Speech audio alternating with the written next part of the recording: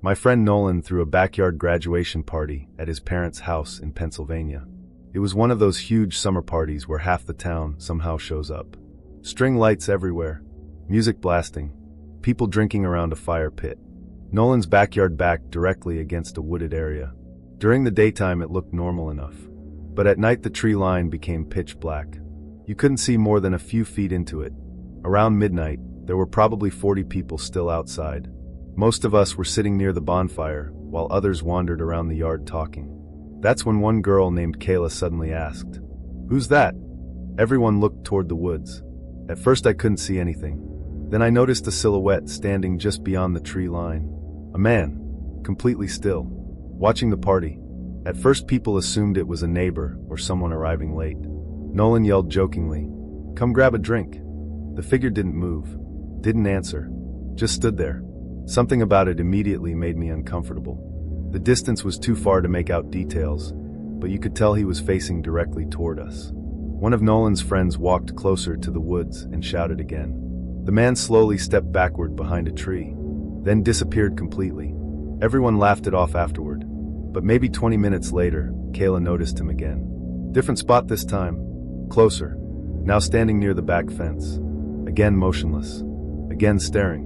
At this point several people became uneasy.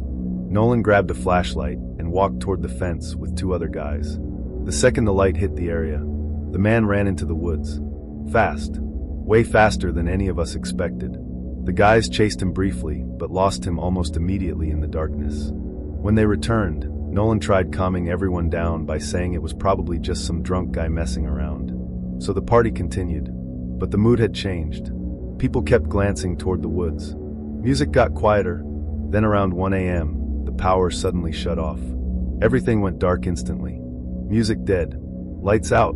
Only the fire pit still glowing. And from somewhere near the woods, we heard whistling. Slow whistling. Getting closer. I still remember how silent everyone became. No one moved. The whistling continued for maybe 15 seconds before stopping abruptly. Then we heard footsteps running along the outside of the fence. Several people screamed. Phones came out immediately for flashlights. Nolan and a few others rushed toward the side gate thinking someone was trying to get in. That's when Kayla started crying, because behind where everyone had been sitting near the bonfire, someone had placed a folding chair facing the party. Nobody recognized it, and sitting on the chair was a Polaroid photo. A photo of the backyard taken from inside the woods earlier that night. Police arrived shortly afterward. They searched the woods for over an hour, and eventually found something disturbing roughly 50 yards from Nolan's property. A small campsite, freshly used, with multiple photos scattered around it.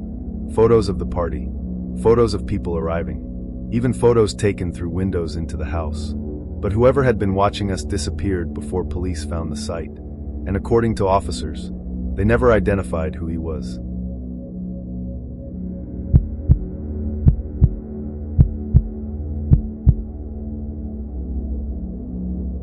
A woman named Danielle shared a story online about a backyard pool party her neighbors hosted in Arizona. It happened during July, over 100 degrees outside even at night.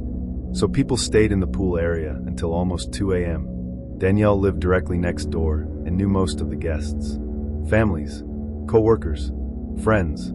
At some point during the night, a guy nobody recognized showed up through the backyard gate. That alone wasn't unusual, because people kept inviting friends of friends. The guy blended in easily. Late 20s maybe. Tank top. Baseball cap. He walked around casually talking to people, grabbing drinks, acting completely normal. The problem was, nobody actually knew him. Danielle only realized this after overhearing two guests separately asking each other who invited him. Neither knew. Eventually the homeowner approached the guy politely and asked how he knew everyone. The man laughed and said he worked with Chris. Except there wasn't a Chris at the party. The second the homeowner questioned him further, the guy suddenly became defensive. Then weirdly calm. He apologized and claimed he might have gone to the wrong address, which honestly should have ended the situation. But instead of leaving immediately, the guy walked slowly around the pool, one more time staring at people, almost studying them. Danielle said he paused several times looking directly at children playing in the shallow end. That's when the homeowner firmly told him to leave. The man smiled strangely and finally exited through the side gate. People joked about it afterward for maybe 10 minutes. Then one of the kids went missing. A 6-year-old boy named Mason. At first everyone assumed he wandered inside the house. But after checking every room, panic spread instantly. People searched the yard yelling his name. Danielle remembered something terrifying then. The side gate. The same gate the stranger used. Everyone rushed outside the property into the neighborhood. And about 2 blocks away, police later found Mason walking beside the road crying. Alone. When officers asked where he'd been, Mason said, "The pool man told me to come with him." According to Mason, the stranger convinced him there were puppies nearby. But Mason got scared after the man grabbed his wrist too hard and managed to run away. Security cameras from nearby houses captured footage of the stranger walking quickly through the neighborhood moments before disappearing into an alley. Police later connected him to attempted child abduction reports in 2 nearby cities. But they never identified him publicly. Danielle said the most disturbing part came afterward when they reviewed party photos from earlier that night. The man appeared in the background of multiple pictures nearly an hour before anyone noticed him, watching people from different areas of the yard, completely unnoticed.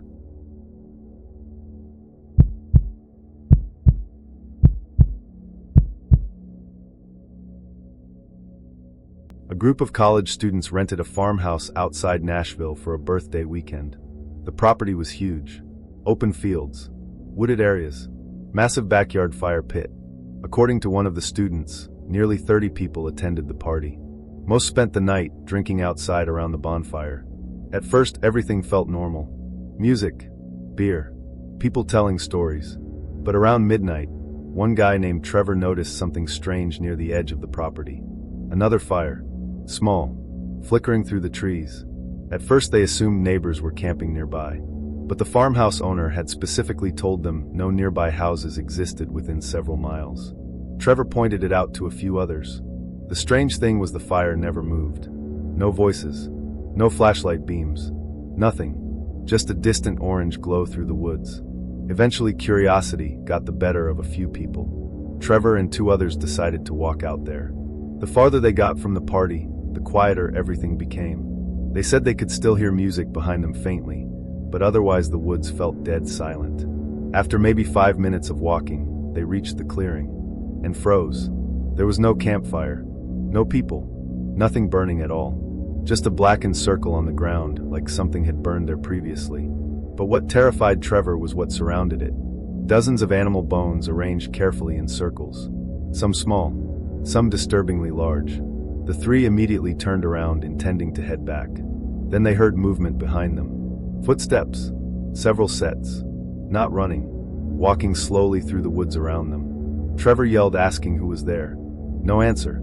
Then another sound came from farther back in the trees. Whistling. Low. Off-key. The exact same melody repeating over and over. The group panicked and started hurrying back toward the farmhouse. But the footsteps followed, always keeping distance. Never getting closer. Never farther away. Then Trevor's friend suddenly stopped walking. He pointed toward the trees ahead. Someone stood there between the branches.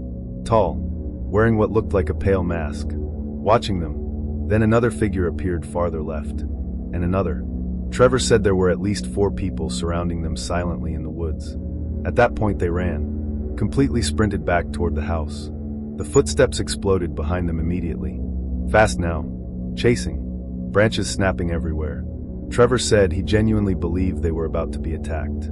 The second they burst back into the backyard near the bonfire, the sound stopped. Completely. Everyone at the party thought they were drunk and overreacting. Until one girl noticed something beyond the backyard fence. Several figures standing in the darkness watching the house. Motionless. The police arrived nearly 40 minutes later because the farmhouse was so remote. By then nobody remained near the woods. But officers did find multiple footprints surrounding the property. And near the blackened clearing, they discovered fresh food containers and blankets, suggesting several people had recently been staying there. No arrests were ever made. But Trevor said he barely slept that night because every few hours, he'd hear whistling somewhere outside the farmhouse. The same melody from the woods.